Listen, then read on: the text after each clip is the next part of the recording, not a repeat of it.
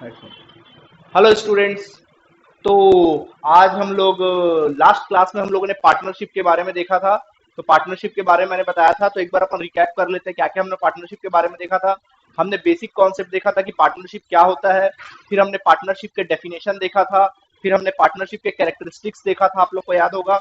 इसके बाद हमने पार्टनरशिप के राइट्स देखा था। तो इतना कुछ हम लोगों ने क्या कर लिया था, पार्टनरशिप में देख चुके थे। मैंने आप लोग को कैरेक्टरिस्टिक्स में पार्टनरशिप पे कुछ बातें बताई थी। जैसे नंबर 1 मैंने बताया था, टू और मोर देन टू पर्सन, मतलब पार्टनरशिप में दो या दो से अधिक बंदे होंगे। दूसरा मैंने बताया था एग्रीमेंट। ये बहुत इंपॉर्टेंट चीज बताया था। क्या बताया था? एग्रीमेंट। आज उसी के बारे में डिस्कस करने वाले हैं। मैंने आपको पार्टनरशिप में बतलाया था एग्रीमेंट। तो ये एग्रीमेंट मैंने आपको बताया था कि एग्रीमेंट दो प्रकार का हो सकता है। या तो वो ओरल हो सकता है, या तो फिर किस में हो सकता है, राइटिंग में हो सकता है, मीन्स रिटर्न में हो सकता है, लिखित में हो सकता है। तो आज हम जो बात करने वाले हैं वो लिखित की बात करने वाले हैं, जिसको हम लोग कहते हैं पार्टनरशिप डीड। आज हम लोग डिस्कस करेंगे, वो बात करेंगे पार्टनरशिप डीड के बारे में। बच्चों हम लोग बात करेंगे। सबसे पहले जाने कि ये पार्टनरशिप डीड होता क्या है। क्या होता है पार्टनरशिप? असल में मालूम पार्टनरशिप डीड क्या होता है? एक तरह से ना, एक तरह का एक एक तरह का ये डॉक्यूमेंट की तरह होता है। असल में ये ना रिटन एग्रीमेंट होता है पार्टनर्स लोगों के बीच का। जो भी पार्टनर्स एग्रीमेंट करते हैं, तो उन लोग आपस में जो एग्रीमेंट करते हैं वो राइटिंग में होता है, रिटन में होता है। उसी को हम लोग क्या कहते हैं? पार्टनरशिप डीड कहते हैं। तो जो भी इनके बीच में मतलब समझौता हुआ होगा या एग्रीमेंट हुआ होगा, कैसे वो लोग प्रॉफिट बांटेंगे, कौन पार्टनर कितना कैपिटल लगाएगा, कितना नहीं लगाएगा, सारी बातें किस में रही होगी? राइटिंग में रही होगी, रिटर्न में रही होगी। तो इसी रिटर्न डॉक्यूमेंट को, इसी रिटर्न जो एक पेज होता है, एक या पूरा एक फाइल का फाइल होता है, इसको हम लोग कहते हैं एक तरह का पार्टनरशिप डीड कहते हैं। आगे बात समझ में? डेफिनेशन आप अपने बुक में देख लीजिएगा, हालांकि इसके बारे में कोई खास डेफिनेशन नहीं दी गई है। ठीक है, तो चलिए अब हम लोग बात करते हैं तो पार्टनरशिप डीड। अब सवाल उठता है बच्चों कि पार्टनरशिप डीड जो एक तरह का पूरा पेज होता है और इसमें टोटल एग्रीमेंट के बारे में डिस्कस होता है, तो इसमें लिखा क्या क्या होता है, कौन कौन से कंटेंट होते हैं? पार्टनरशिप पार्टनर जो होते हैं किस किस बारे में एग्रीमेंट होते हैं, कौन कौन से उसके पॉइंट होते हैं? तो पॉइंट तो बहुत सारे होते हैं, तो जो मेन मेन पॉइंट है वो मैं आपके सामने डिस्कस कर देता हूँ, क्या क्या मेन मेन पॉइंट होते हैं। तो पार्टनरशिप डीड, इसको आप लिख सकते हैं, नोट करना तो नोट कर लेना। ठीक है, अब इस पार्टनरशिप डीड में क्या क्या लिखा होता है उसके बारे में मैं बताता हूँ। ठीक है, मैं बोलते जाऊंगा, साथ साथ आप लिखते भी जाएंगे। ठीक,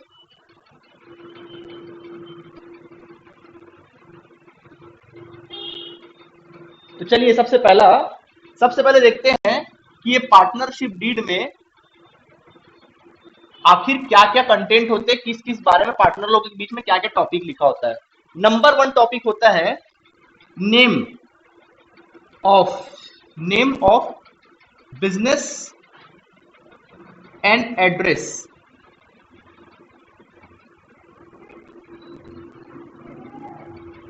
name of business and address. अच्छा, बिजनेस को यहाँ पे हम लोग फर्म बोलेंगे, नेम ऑफ फर्म। जब भी कोई पार्टनरशिप होती है, जो जिस चीज का लोग बिजनेस करते हैं, उनके बिजनेस को हम लोग मालूम क्या कहते हैं? उनके बिजनेस को हम लोग क्या कहते हैं बच्चों?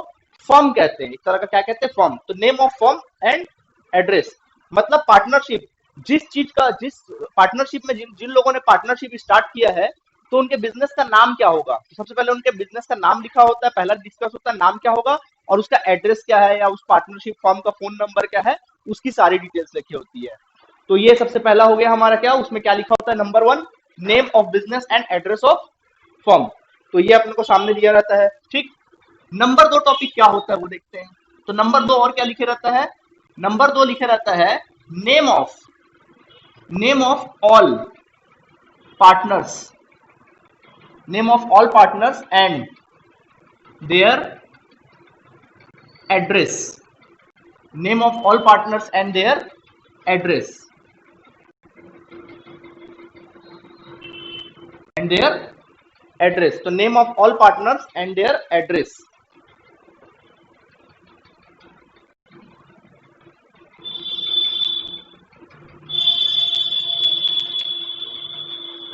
तो दूसरा क्या टॉपिक लिखा होता है, चलो वो बता देते हैं। तो दूसरा टॉपिक लिखा होता है, नंबर 2 टॉपिक जो होता है, name of all partners, name of all partners and address, और उनका एड्रेस क्या है, कहाँ रहते हैं, फोन नंबर वगैरह वगैरह, ये सब लिखा होता है। दूसरा कंटेंट जो लिखा होता है कि पार्टनर्स कौन कौन है, उनका नाम क्या क्या है, उनका एड्रेस क्या है ये लिखा होता है, दूसरा टॉपिक, ठीक है, उस पार्टनरशिप डीड में उनका फोन नंबर, ईमेल आईडी, सारी बातें लिखी होती है। इसके बाद नंबर 3 टॉपिक होता है, एंड दैट इज योर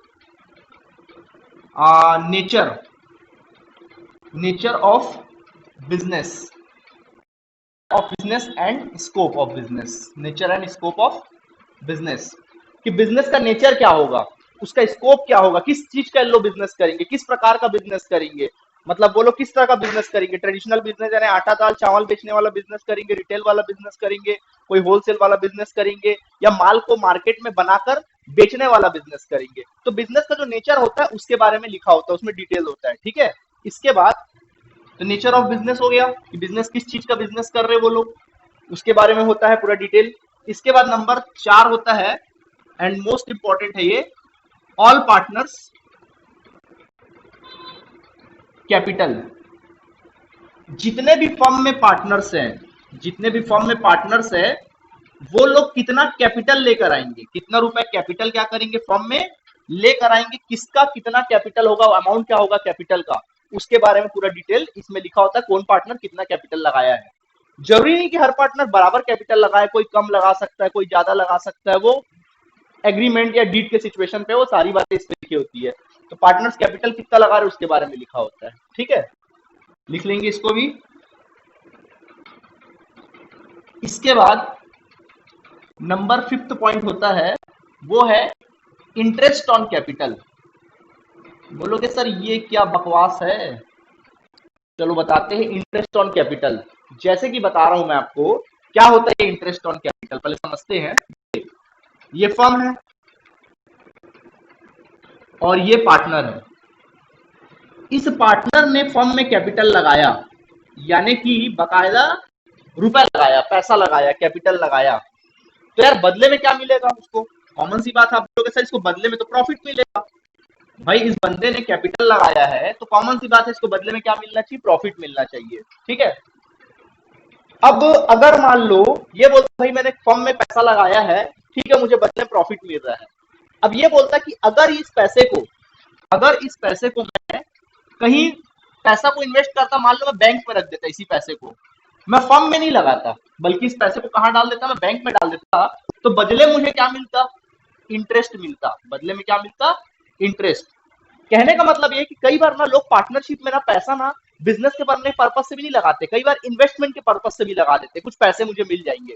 तो ये लोग का क्या दोहरा माइंडसेट लेके चल रहे, डबल माइंडसेट लेके चल रहे, क्या सोच रहे हैं लोग, ये क्या सोच रहा है भाई मैं कैपिटल लगाया, तो कॉमन सी बात है हम तो पढ़ते हैं भाई, अगर आप कैपिटल लगाओगे तो निश्चित ही आपको प्रॉफिट पे अधिकार मिलेगा और किसी पे अधिकार नहीं मिलेगा।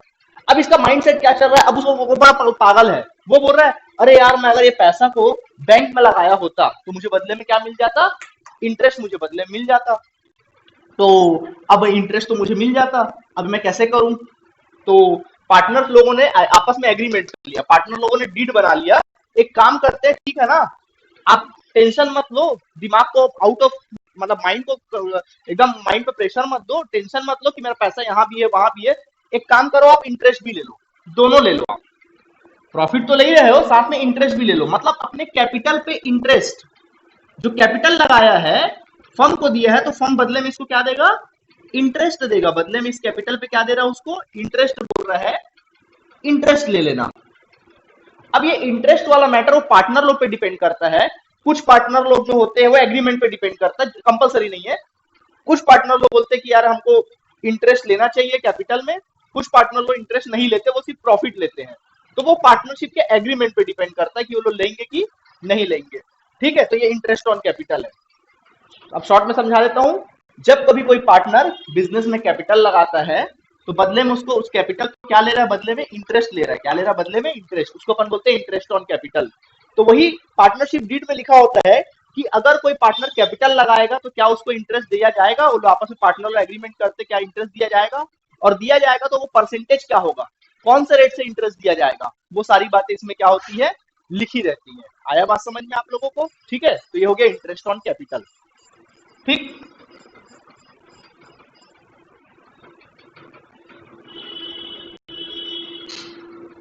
ओके, अब नंबर 6 बात करते हैं। अच्छा, अभी नंबर 6 हम बात करेंगे ड्राइंग्स की बात करेंगे, क्या होंगे, ड्राइंग्स की। भैया इसके बारे में भी एग्रीमेंट होता है। अब ड्राइंग्स के बारे में तो भैया आप बहुत अच्छे से जानते हो, बचपन से जानते हो कि ड्राइंग्स का मतलब क्या होता है। जब कभी कोई मालिक, यहाँ पे तो मालिक का कौन है, पार्टनर है यहाँ पे मालिक। जब कभी कोई मालिक बिजनेस से कुछ भी चीज पर्सनल पर्पज से निकालता है, उसको अपन क्या कहते हैं, ड्राइंग्स कहते हैं, है ना। इसको हम लोग क्या कहते हैं, ड्राइंग्स। जब कभी भी बिजनेस का ओनर जब भी कुछ निकाले तो उसको अपन क्या बोलते हैं, ड्राइंग्स कहते हैं। हक है यार उसका, बिजनेस उसका है, जब मर्जी तब वो पैसा क्या कर सकता है, वहां से निकाल सकता है, जितना चाहे वो ड्राइंग्स कर सकता है। लेकिन यहाँ पे तो बहुत सारे लोग पार्टनर है, बहुत सारे लोग मालिक है। यहाँ पे तो दो दो तीन तीन मालिक है। अब तीनों मालिक है तो कॉमन सी बात है, तीनों ड्राइंग्स करेंगे। तो इन लोगों का कंपटीशन नहीं हो जाएगा ऐसे में। अब ये आया, मान लो इसका नाम ए है, बी है, सी है। ए आया 10,000 का ड्राइंग्स किया, बी देखा जब ये 10,000 का निकाल सकता है, चलो मैं क्यों ना 20,000 का निकालूं। सी बोला जब ये 20 का निकाला तो मैं क्यों ना 30 का निकालूं। ये बोला जब तू 30 निकाल सकता तो मैं भी क्यों ना और 20 निकाल लूं। तो ऐसे करके क्या बिजनेस चलेगा, सब पार्टनर लोग ही खाने लगेंगे बिजनेस का सारा माल को, या कोई भी मतलब बिजनेस के कैपिटल को ड्राइंग्स करते चले जाएंगे, तो क्या बिजनेस चल पाएगा। तो ऐसे में क्या पार्टनर लोगों में कंट्रोल करने के लिए वो लोग ड्राइंग्स का भी रूल बना रखते हैं कि कौन सा पार्टनर कितना ड्राइंग्स करेगा। एक लिमिट से, अब वो एग्रीमेंट में होता है, या तो लिमिट सेट करे या ना करे।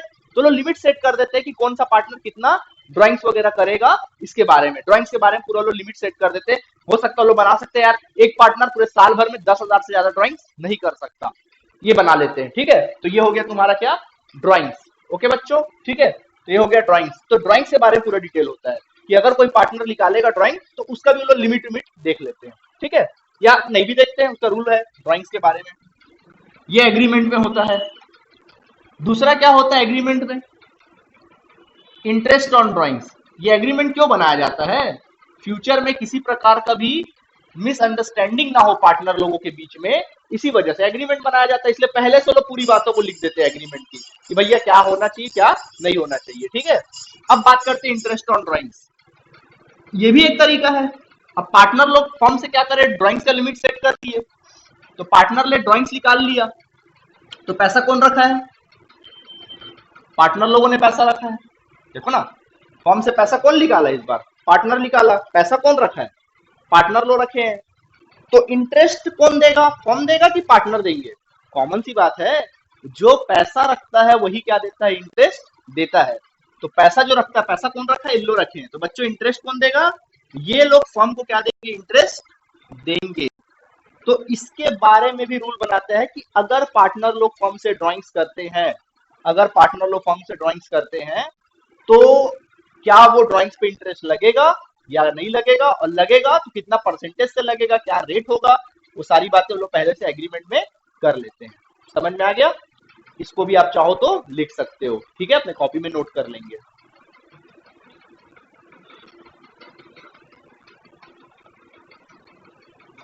चलिए नंबर 7, सैलरी और remuneration, remuneration of partners.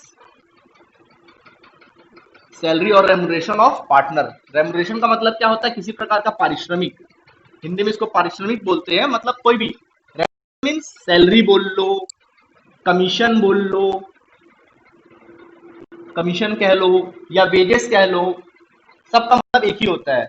Remuneration का मतलब ये सारी चीजें एक ही बात होती है। ठीक है, क्या होता है, फर्म में कई बार पार्टनर जो है बकायदा आकर, पार्टनर जो है वो काम करता है, वर्क दे रहा है फर्म को, क्या दे रहा है, बकायदा अपनी सर्विस दे रहा है, वर्क दे रहा है, वर्क कर रहा है फर्म में आके, और बकायदा अपनी क्या दे रहा है, सर्विस प्रोवाइड कर रहा है, मेहनत कर रहा है, आके बकायदा फर्म में काम कर रहा है। किसी प्रकार का भी काम हो सकता है, चाहे वो मतलब चाहे वो बिजनेस की चाहे वो माल बेचने का काम कर रहा हो, सेल करने का काम कर रहा हो, अकाउंट संभालने का काम कर रहा हो, बहुत सारे वो काम कर सकता है। तो फर्म में बकायदा काम कर रहा है।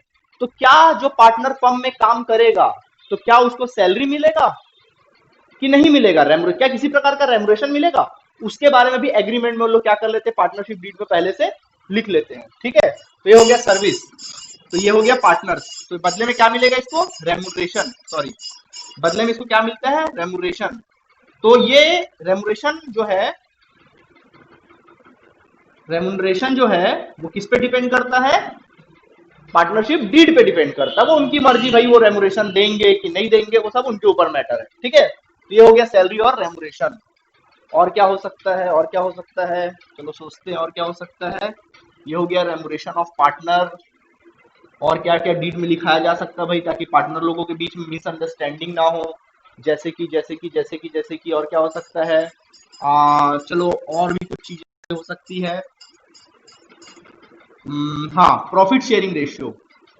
लास्ट मैंने शायद सातवां या आठवां आठवां टॉपिक बता देता हूँ, सातवां मैंने बताया प्रॉफिट शेयरिंग रेशियो। ये बहुत इंपॉर्टेंट है। इसी में कई बार पार्टनर लोग के बीच में क्या हो जाता है, फाइटिंग हो जाता है, लड़ाई झगड़ा हो जाता है। तो प्रॉफिट शेयरिंग रेशियो, जब बहुत सारे पार्टनर काम कर रहे हैं तो उनके प्रॉफिट शेयरिंग का रेशियो क्या होगा।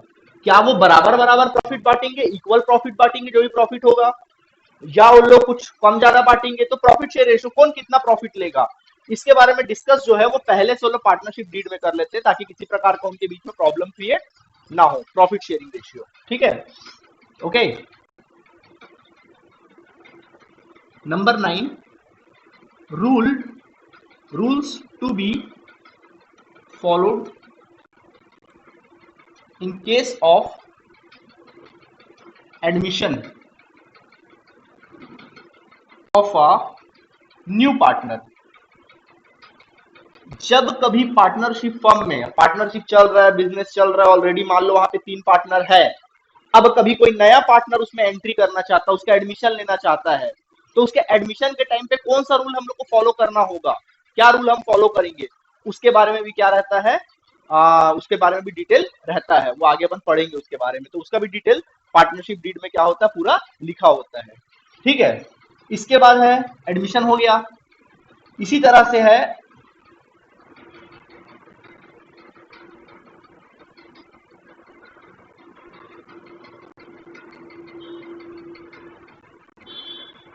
देखिए, rules to be followed in case of retirement of partner.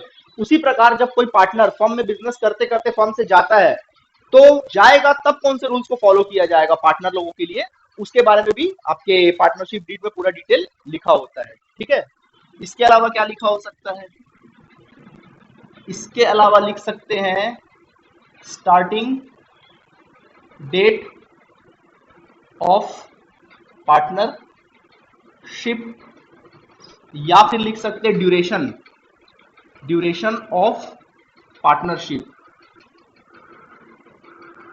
ये लोग क्या करते हैं, इसमें एक चीज और भी लिखते हैं कि पार्टनरशिप की स्टार्टिंग डेट क्या होगी और एंडिंग डेट क्या होगी। यानी एक तरह का बोल सकते हैं कि पार्टनरशिप का ड्यूरेशन क्या होगा, कितने साल तक ये लोग पार्टनरशिप में काम करेंगे, ये सारी बातें क्या होती है, लिखे होते हैं। ठीक है, इसके अलावा ये हो गया, मतलब स्टार्टिंग डेट लिखा होता है, पार्टनरशिप का एंडिंग डेट लिखा होता है, कब वो लोग पार्टनरशिप स्टार्ट करेंगे, कब एंड करेंगे। जरूरी नहीं है कि वो एंडिंग डेट लिखे, क्योंकि यार बिजनेस हम स्टार्ट करते हैं, हमको थोड़ी ना पता होता है कब कब हम उसको खत्म करने वाले हैं। कुछ लोग पहले से मान लेते हैं भाई, हाँ ठीक है, हम इतने तारीख को, मतलब 2 3 4 साल बाद हम बिजनेस को बंद कर देंगे। या कई लोग ऐसा करते हैं भाई, बिजनेस स्टार्ट तो कर लेते हैं, बंद करना हो तो बात की बात है। ये सारी बातें है ना, तो ये लिख लेते हैं। ये पार्टनरशिप डीड में लोग पहले से एग्रीमेंट कर लिया करते हैं। और क्या हो सकता है, जैसे जैसे दिमाग में आ रहा है वैसे वैसे बताते जा रहे हैं। हाँ, रूल्स ऑफ डिसोल्यूशन,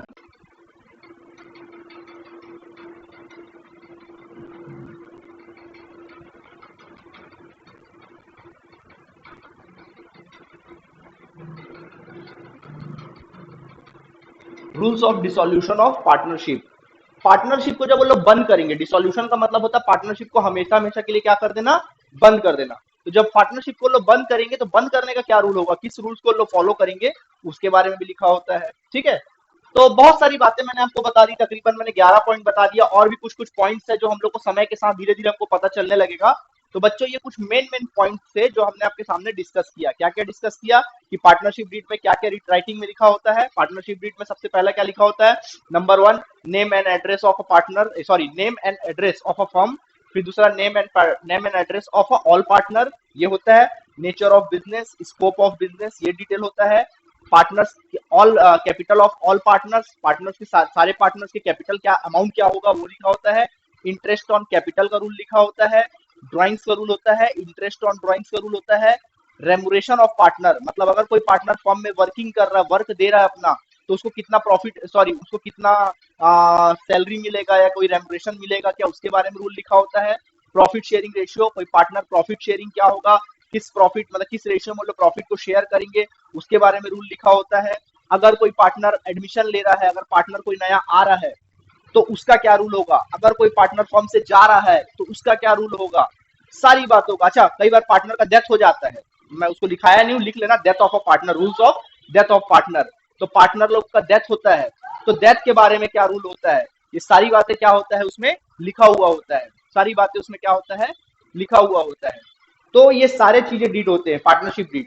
तो सारे डिटेल्स, तरह तरह की डिटेल उस पार्टनरशिप डीड में, जैसे कि मैंने बताया नेम से लेकर पूरा एंड तक मैंने बता दिया। तो सारी बातें लिखी होती है। और एंड में क्या होता है, पार्टनर्स लोग का उसमें क्या होता है, उस डीड पे साइन होता है, सारे पार्टनर्स का उस एग्रीमेंट को लोग मानते हैं, साइन होता है।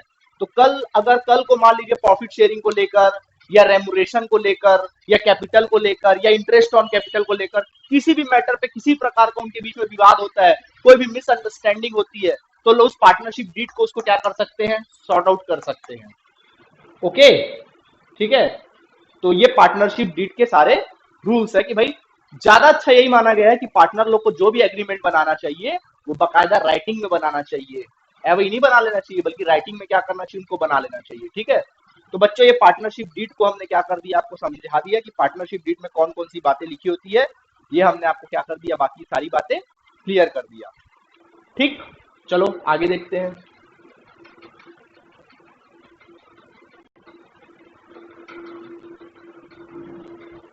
बच्चों अब जो मैं नेक्स्ट टॉपिक डिटेल डिस्कस करने जा रहा हूं वो कुछ इस प्रकार है, सुन लो।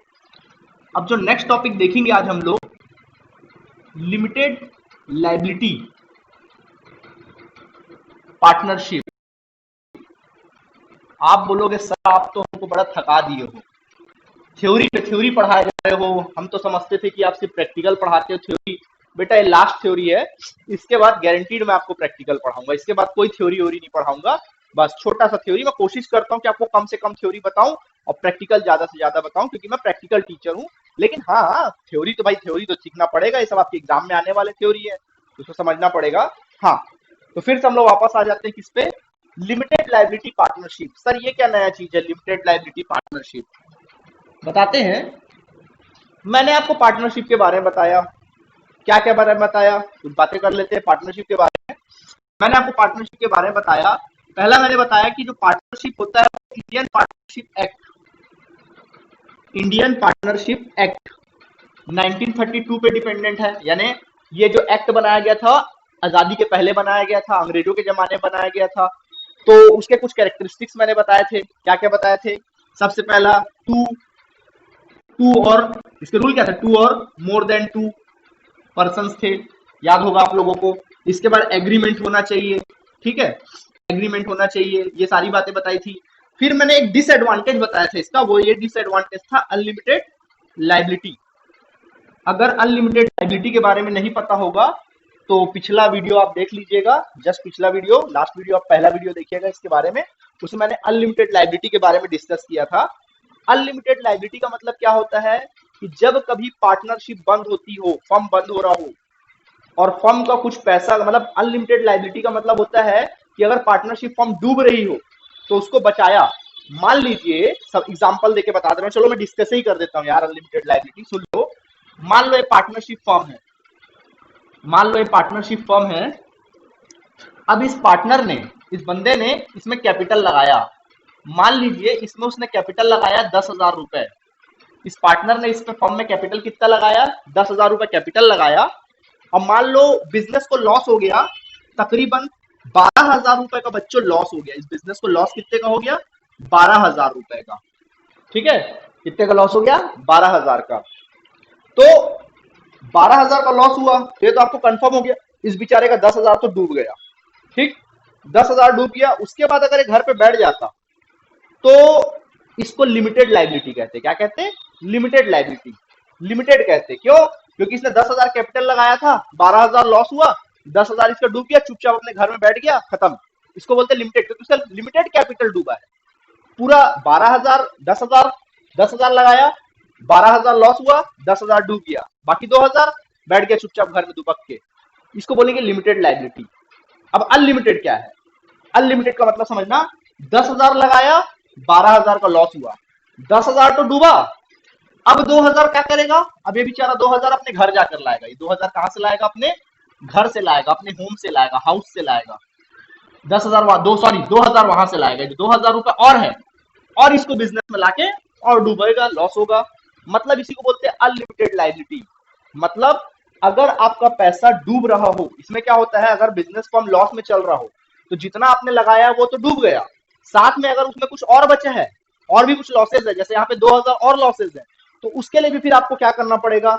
अपने घर से पैसा क्या करना पड़ेगा? लगाना पड़ेगा। मतलब तब तक पैसा लगाना पड़ेगा जब तक कि फर्म का पूरा लॉस क्लियर ना हो जाए। इसको बोलते हैं अनलिमिटेड लाइबिलिटी। ये बहुत बड़ा डिसएडवांटेज था। कौन करेगा ऐसे बिजनेस? भाई मैंने पैसा लगाया, 10,000 लगाया, 12,000 का लॉस हो गया, तो मैंने 10 मतलब बिल्कुल 10,000 तो मैं दे रहा हूँ, मतलब 10,000 तो मेरा डूबा ही डूबा, 2,000 और मैं घर से लाके डूब रहा हूँ। ओके, पर्सनल प्रॉपर्टी मेरी इन्वॉल्व हो जा रही है। इसको बोलते हैं अनलिमिटेड लाइबिलिटी। क्या कहते हैं इसको? Unlimited liability. क्या कहते हैं इसी को? अनलिमिटेड। उसी जगह लिमिटेड लाइबिलिटी क्या होती है? ये तो अनलिमिटेड हो गया। इसी जगह अगर मैं बात करूं कि लिमिटेड लाइबिलिटी क्या होती है, तो बच्चों लिमिटेड लाइबिलिटी का मतलब क्या होता है? फिर से वही कहानी डिस्कस करते हैं। अगर ये लिमिटेड होता, अगर पार्टनरशिप की लाइबिलिटी अगर लिमिटेड होती तो क्या होता? अगर पार्टनरशिप की लाइबिलिटी लिमिटेड हो जाती तब क्या होता? तब होता ये कि पार्टनर ने कैपिटल लगाया 10,000 रुपए, फर्म को लॉस हो गया कितने का? 12,000 का लॉस हो गया, तो 10,000 तो डूबा, अब बचा जो 2,000 रुपए लॉस है, उसके लिए इसके पास ये 2,000 नहीं लाएगा, मतलब इसका सिर्फ 10,000 ही डूबेगा, 2,000 नहीं डूबेगा। ये जो फर्म है वो डिफॉल्टर डिक्लेयर कर दिया जाएगा। ये फर्म क्या डिक्लेयर कर दिया जाएगा? डिफॉल्टर। इसको बोलते हैं लिमिटेड लाइबिलिटी। मतलब आपका पैसा डूबेगा तो उतना ही डूबेगा जितना आपने कैपिटल लगाया है, आपकी पर्सनल प्रॉपर्टी उसमें इन्वॉल्व नहीं होगी। उसको बोलते हैं लिमिटेड लाइबिलिटी। वहां पर आपकी पर्सनल प्रॉपर्टी इन्वॉल्व नहीं होगी। तो समझ में आ गया लिमिटेड और अनलिमिटेड? लिमिटेड मीन्स कल को अगर पैसा डूबने की बारी आई, लॉस आया, तो सिर्फ लॉस उतने ही तक कवर करेगा जितने तक आपका कैपिटल है। लेकिन अनलिमिटेड की लायबिलिटी क्या है? जब तक लॉस पूरा ना हो जाए तब तक आपको पैसा उसमें क्या करना पड़ेगा? लाना पड़ेगा। जो कैपिटल लगाया है उसको भी लगाना पड़ेगा, कम पड़ेगा, घर से ही पैसा क्या करना पड़ेगा? लगाना पड़ेगा। ये किसका रूल था अनलिमिटेड लायबिलिटी? जो अभी तक पार्टनरशिप में यही बता रहा था मैं आपको कि पार्टनरशिप में क्या था? अनलिमिटेड लायबिलिटी थी। क्या थी? Unlimited liability.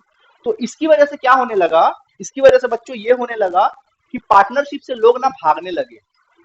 यार ये कैसा रूल है यार, पैसा लगा रहे उसके बाद फिर और पैसा लगा रहे, तो ऐसे में तो लोग पार्टनरशिप जो है ना वो लुप्त होने लगा। पार्टनरशिप सिस्टम है वो बुरी तरीके से ना लुप्त होने लगा, खत्म होने लगा। कैसे करे कैसे करे? तब गवर्नमेंट ने क्या लाया मालूम? इनके लिए एक ऑप्शन लाया। मतलब जो इंडियन पार्टनरशिप एक्ट, क्या था? इंडियन पार्टनरशिप एक्ट जो अंग्रेजों ने बनाया था, जो अनलिमिटेड लाइबिलिटी वाला रूल बनाया था, इंडियन पार्टनरशिप एक्ट 1932 जो बनाया था, अनलिमिटेड लाइबिलिटी वाला जो रूल बनाया था, उसको बदलकर उन्होंने क्या लाया? लिमिटेड लाइबिलिटी पार्टनरशिप एक्ट लाया। क्या लाया? लिमिटेड लाइबिलिटी पार्टनरशिप एक्ट 2008 लेकर आया। क्या लेकर आया? लिमिटेड लाइबिलिटी पार्टनरशिप एक्ट 2008 लेकर आ गए उन्होंने। तो इंडियन पार्टनरशिप एक्ट को रिप्लेस नहीं किया। ये मत समझना कि इंडियन पार्टनरशिप एक्ट बंद हो गया, उसको रिप्लेस नहीं किया, बल्कि उसका सुधार किया। जो जो इंडियन पार्टनरशिप एक्ट के डिसएडवांटेज थे ना, जो भी इंडियन पार्टनरशिप एक्ट के डिसएडवांटेजेस थे, उनको हटाकर उन्होंने एक नया रूल लाया, लिमिटेड लाइबिलिटी पार्टनरशिप एक्ट 2008। और सबसे बड़ा डिसएडवांटेज क्या था? हमने देखा था अनलिमिटेड लाइबिलिटी। इसकी वजह से लोग पार्टनरशिप से क्या होते जा रहे थे? हटते चले जाते। तो इसके लिए क्या लाया? Limited liability. तो लिमिटेड लाइबिलिटी में क्या होगा? लिमिटेड लाइबिलिटी में यह होगा कि पार्टनरशिप की जो लाइबिलिटी होगी वो लिमिटेड होगी। जो पार्टनर्स की जो लाइबिलिटी होगी, पार्टनर्स की जो लाइबिलिटी होगी वो क्या होगी? जो भी लाइबिलिटी होगी वो बाकायदा क्या होगी? लिमिटेड होगी। वो भी कहां तक की लिमिटेड होगी sir? Limited up to capital of partner. मतलब पार्टनर के कैपिटल तक ही क्या होगी? ये लिमिटेड होगी बस। मतलब वही कहानी, 10,000 कैपिटल लगाया, 12,000 का लॉस हुआ, तो बंदे का पैसा कितना डूबेगा? सिर्फ 10,000 ही डूबेगा। 2,000 इसको और लाने की आवश्यकता नहीं है लिमिटेड लाइबिलिटी एक्ट के बारे में। ठीक है, तो ये सारी बातें हैं। इसके क्या कैरेक्टरिस्टिक्स होते हैं एक बार मैं लिख के आपको बताता हूँ। ठीक है, पूरा अच्छे से लिख देता हूँ। तो यहां तक का आप समझ गए होंगे। आप चाहो तो इसको लिख भी सकते हो, अपने कॉपी में नोट भी कर सकते हो। फिर से बता दे रहा हूँ, इंडियन पार्टनरशिप एक्ट 1932 जो है, इसको रिप्लेस करके नहीं लाया गया, बल्कि ये इंडियन पार्टनरशिप एक्ट 1932 अभी भी चलता है। इसके जो डिसएडवांटेज है उसको सुधार करके क्या लाया गया, लिमिटेड लायबिलिटी पार्टनरशिप एक्ट। आपको इसके अगर प्रॉब्लम है तो आप इससे आप पार्टनरशिप फॉर्म क्या कर सकते हैं, आज की डेट में स्टार्ट कर सकते हैं। एक्ट 2008 क्यों है, क्योंकि वो अभी 2008 में अभी 2008 में जा गया, तकरीबन 12 साल पहले गवर्नमेंट ने इसको क्या किया, लाया 2000 एक्ट में। ठीक है,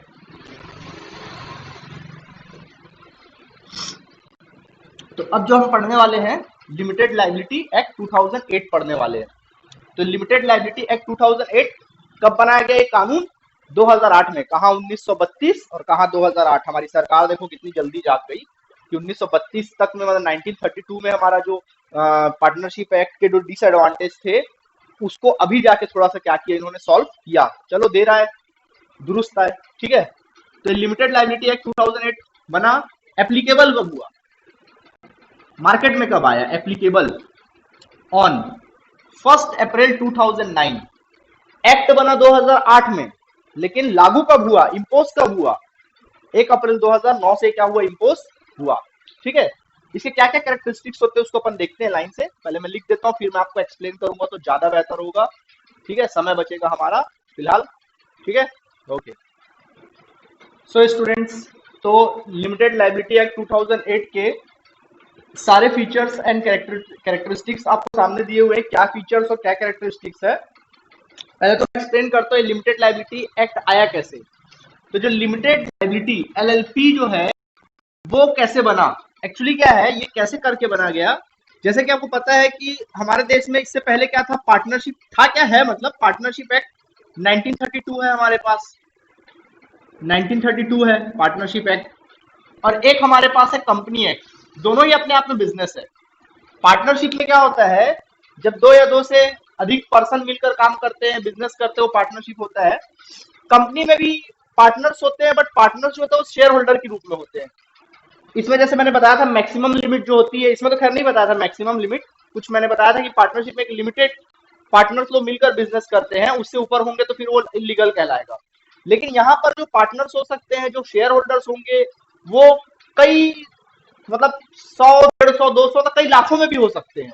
तो कंपनी के बारे में अभी मैं ज्यादा बात नहीं करूंगा, क्योंकि कंपनी अलग से अपन चैप्टर पढ़ेंगे, वो अपन का अलग एक टॉपिक है। कंपनी जो है एक अलग चैप्टर हम लोग को आगे चल के एंड में पढ़ना ही पड़ेगा। तो कंपनी के बारे में ज्यादा भी डिस्कस नहीं करूंगा मैं आप लोग को। जिस प्रकार पार्टनरशिप है तकरीबन उसी प्रकार कंपनी है, कंपनी एक्ट है। बस फर्क सिर्फ इतना कि यहाँ पे पार्टनर्स होते हैं, कुछ गिनती के पार्टनर्स होते हैं, जो ऑनर्स होते हैं गिनती के होते हैं, और इसके जो ऑनर होते हैं, इसमें कंपनी में जो ऑनर होते हैं वो कई, मतलब लाखों लाखों में भी हो सकते हैं, हजारों ऑनर हो सकते हैं, शेयर होल्डर्स हो सकते हैं, लाखों में भी शेयर होल्डर्स हो सकते हैं कंपनी में। ठीक है, तो वो भी अपने आप में अलग है। कंपनी में ज्यादा मैं बात नहीं करूंगा अभी कंपनी के बारे में।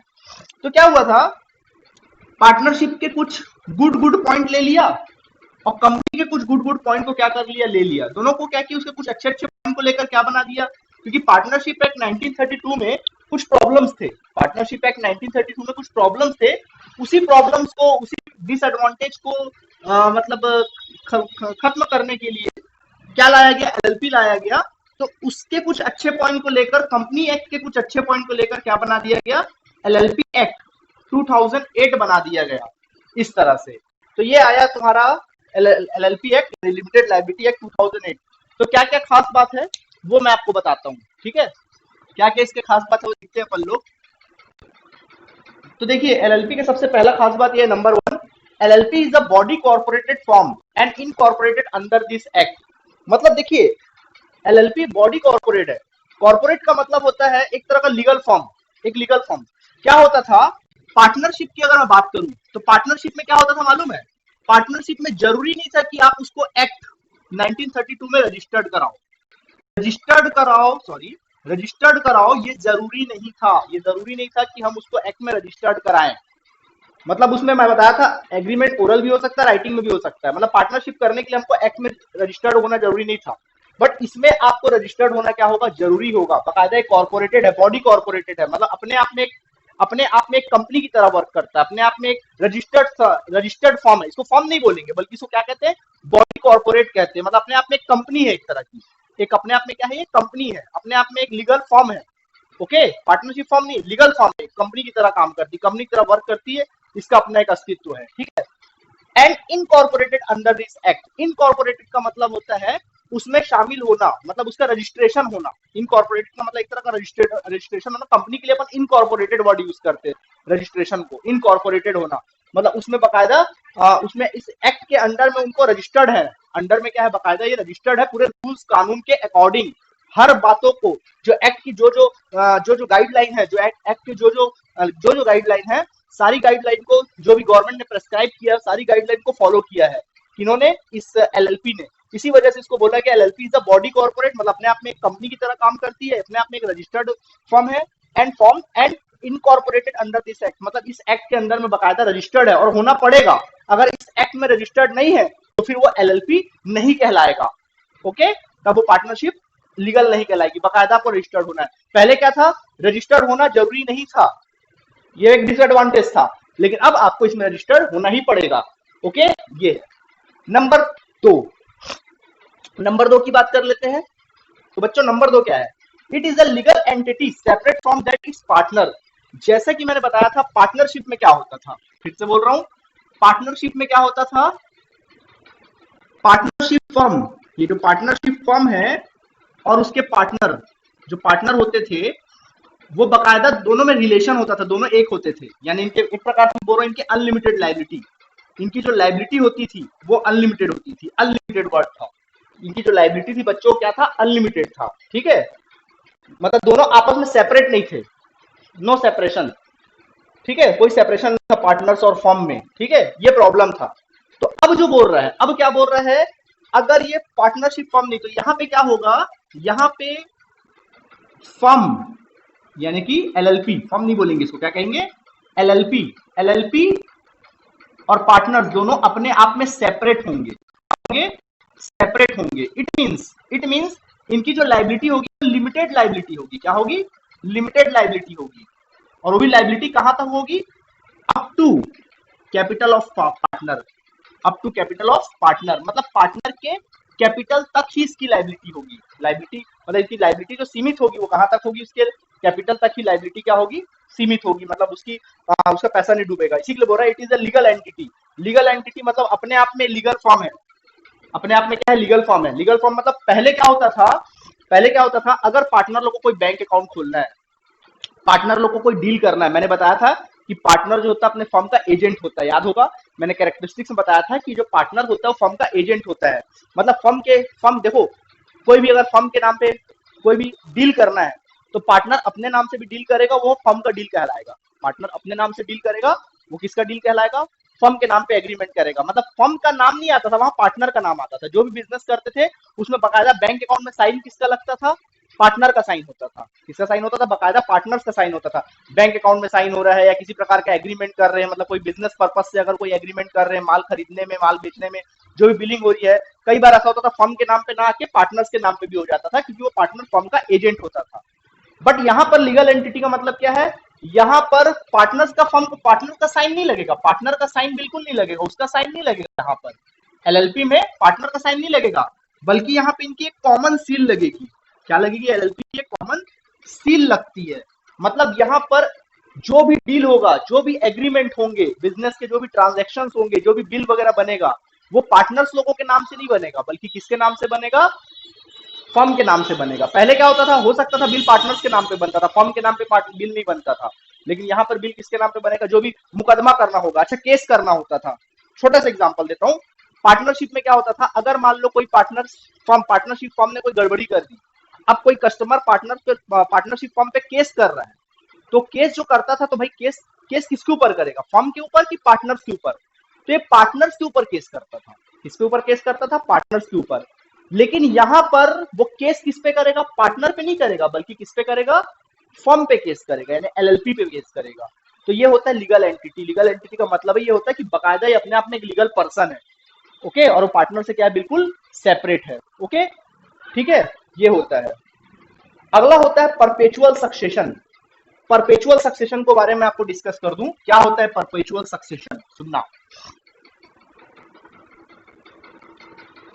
परपेचुअल सक्सेशन क्या होता है, देखो सुनो, क्या होता था, जब कभी कोई पार्टनर, जैसे यहाँ पे दो पार्टनर्स है, ये पुरानी बात कर रहा हूँ, एक्ट की बात कर रहा हूँ, 1932 एक्ट की बात कर रहा हूँ, पुरानी वाली बात कर रहा हूँ। क्या प्रॉब्लम था? जब कभी कोई पार्टनर फर्म में चलते रहता था, जब कभी कोई पार्टनर इस फर्म में आना चाहता था, कोई न्यू पार्टनर एंट्री करना चाहता था, कोई न्यू पार्टनर अगर एंट्री करना चाहता था ना, तो क्या होता था, ये फर्म का जो कामकाज है, कामकाज तो नहीं रुकता था, लेकिन इसके फर्म की जो डीड थी, जो डीड रही होगी, ओल्ड डीड रही होगी, वो किनके बीच रही होगी? ये दो पार्टनर के बीच रही होगी। जो ओल्ड डीड रहा होगा, किसके बीच में रहा होगा? ये ओल्ड पार्टनर के बीच में डीड रहा होगा। जो भी रूल्स रेगुलेशन बने होंगे, इनके सहमति से बने होंगे। जब कभी कोई नया पार्टनर आता था, तो पुराना डीड को फाड़ के फेंका जाता था, और फिर से तीनों पार्टनर को मिलाकर, ये तीनों नए को और प्लस ओल्ड को, दोनों को मिलाकर एक नया डीड बनाया जाता था। मतलब फिर से पूरे फर्म का ना रिकॉन्स्टिट्यूशन हो जाता था, पूरे फर्म का रिकॉन्स्टिट्यूशन। मतलब फर्म जो खत्म हो जाता था, पुरानी पार्टनरशिप मरती थी और नई पार्टनरशिप जिंदा होती थी। मतलब किसी नए पार्टनर के आने से पुराना पार्टनरशिप क्या हो जाता था? खत्म हो जाता था। देखो पुराना पार्टनरशिप क्या हो गया? खत्म हो गया। और नई पार्टनरशिप क्या हो रही है? जिंदा हो रही है। ठीक है, ये होता था, ऐसा होता था। लेकिन परपेचुअल सक्सेशन का मतलब क्या होता है कि परपेचुअल सक्सेशन, जैसे कि आपको पता है कि जो फर्म है एलएलपी जो है, वो एक एक्ट के अंडर में रजिस्टर्ड है, एक्ट के अंडर में इनकॉर्पोरेटेड है, एक्ट के अंडर में। तो चाहे पार्टनर एक हो, दो हो, बाद में और एक आ जाए, फिर और एक आ जाए, फिर और आ जाए, इनके एक्ट में कोई फर्क नहीं पड़ेगा, इनके एक्ट में कोई भी फर्क नहीं पड़ेगा। वो अपनी जगह काम करेगा और बस फर्म में जितने ही पार्टनर आने हैं, आने दो। परपेचुअल सक्सेशन मतलब इससे फर्म पार्टनर लोगों के आने या जाने से, आने या जाने से, जाने में वही होता था, आने या जाने से फर्म के एक्ट में या फर्म के रूल्स रेगुलेशन में या फर्म के डीड में किसी प्रकार का कोई चेंजेस नहीं आता है। पार्टनरशिप फर्म खत्म नहीं होती थी। ओके, ये कहानी है। परपेचुअल सक्सेशन मतलब पार्टनर से अलग थलग है, वो पार्टनर से क्या है, अपने फर्म जो है, सॉरी एलएलपी जो है वो फर्म से बिल्कुल अलग है। ठीक, number 4, if any change in the partners of LLP shall not affect the existing rights of or liability of the LLP। वही चीज है, वही चीज है, मतलब वही चीज बोल रहा है कि पार्टनर लोगों के आने या जाने से, पार्टनर लोग के आने या जाने से पहले क्या होता था, पहले की बात कर देता हूं। पहले क्या होता था, अगर कोई पार्टनर आता था, तो जैसे ही वो आता था, उस सारे एसेट्स पे, सारे लाइबिलिटीज पे मालिकाना हक पा जाता था। पुराने पार्टनर ऑलरेडी मालिकाना हक पाते थे, और कोई नया पार्टनर आ रहा है, वो भी उस पर मालिकाना हक क्या हो जाता था, पा जाता था। ऐसा होता था। लेकिन यहां पर ये बोल रहा है कि चाहे कोई पार्टनर आए या ना आए या जाए, उससे एसेट्स या लाइबिलिटी के एग्जिस्टेंट पे किसी प्रकार का कोई फर्क नहीं पड़ता है। ठीक है, क्योंकि वो अपने आप में अलग थलग है, पार्टनरशिप फॉर्म अलग अलग है। ठीक है, Indian partnership act 1932 shall not apply to a LLP. मतलब वही मैंने बोला कि इंडियन पार्टनरशिप एक्ट 1932 जो है वो एलएलपी एक्ट पर अप्लाई बिल्कुल भी नहीं होता है। मतलब इंडियन पार्टनरशिप एक्ट 1932 अभी भी अलग है, वो भी अभी भी जिंदा है, बिल्कुल है। और एलएलपी एक्ट जो है अपने आप में अलग है। जो फर्म 1932 में रजिस्टर्ड होते हैं, वो एलएलपी एक्ट 2008 में रजिस्टर्ड नहीं हो सकते, या जो एलएलपी है 2008 में रजिस्टर्ड है, वो 1932 में रजिस्टर्ड नहीं हो सकते। दोनों अपने आप में क्या है, बिल्कुल अलग अलग है। तो ये मैंने एलएलपी के बारे में आपको पूरा डिटेल क्या कर दिया, दे दिया। हो सकता है बच्चों आपको बहुत कुछ बातें समझ में नहीं आई होगी, क्योंकि अभी आपने कंपनी नहीं पढ़ा है। जिस दिन कंपनी पढ़ लोगे, उसके बाद फिर से मेरा ये वीडियो को आप देखिएगा, तो आपको सारी बातें क्लियर हो जाएगी। तो ओके, आज हमने पार्टनरशिप से रिलेटेड सारे थ्योरीज आपको मैंने क्या कर दी, जो मोटी मोटी थ्योरी जो मुझे बतानी चाहिए थी, वो सारी बातें मैंने आपको क्या कर दी, आज बता दी है। अब कल के क्लास से हम लोग क्या स्टार्ट करेंगे, चलो क्या बताया वो मैं एक बार रिकैप कर लेते हैं। क्या क्या हमने बताया, हमने स्टार्टिंग बताया था पार्टनरशिप क्या होता है, पार्टनरशिप का डेफिनेशन क्या होता है, पार्टनरशिप के कैरेक्टरिस्टिक्स क्या होते हैं, पार्टनरशिप के राइट्स क्या होते हैं, पार्टनरशिप डीड हमने देखा कि पार्टनरशिप डीड क्या होता है, पार्टनरशिप डीड जो होता है वो 1932 के अकॉर्डिंग वाला रूल देखा। फिर 1932 जो पार्टनरशिप के जो प्रॉब्लम्स थे, जो भी पार्टनरशिप के जो भी मतलब डिसएडवांटेज जो थे, जो प्रॉब्लम्स थे, उनको सॉल्व करने के लिए क्या लाया गया, एलएलपी लाया गया, लिमिटेड लायबिलिटी पार्टनरशिप लाया गया। ठीक है, उसके फीचर्स हमने देख लिया। तो इस प्रकार तकरीबन हमने पार्टनरशिप के तकरीबन थ्योरी जो आपको बतानी चाहिए थी, वो मैंने आपको 2 क्लास में क्या कर दी, बता दी। अब बच्चों कल की क्लास से हम लोग ना प्रैक्टिकल स्टार्ट कर लेंगे कि पार्टनरशिप के अकाउंट्स कैसे रखे जाते हैं, किस प्रकार पार्टनर्स लोग अकाउंट रखते हैं, किस प्रकार पार्टनर्स लोग को कोई भी प्रकार को पार्टनर्स लोग को किस प्रकार कैपिटल लगाते हैं पार्टनर लोग, उसका एंट्री कैसे किया जाता है, पार्टनर्स कौन से कैपिटल अकाउंट, कौन से रूल से कैपिटल अकाउंट फॉलो करते हैं, मतलब टोटल अकाउंटिंग बातें, टोटल कल प्रैक्टिकल बातें करने वाले हैं हम लोग। कल के वीडियो में टोटल हम प्रैक्टिकल बातें करेंगे, ठीक है। तो आज के लिए इतना आपके लिए क्या है, काफी है। कोई डाउट हो, कोई परेशानी हो तो आप मुझे कॉल भी कर सकते हैं, ठीक है। तो इसको आप लिख लेंगे। ओके, थैंक यू बच्चों।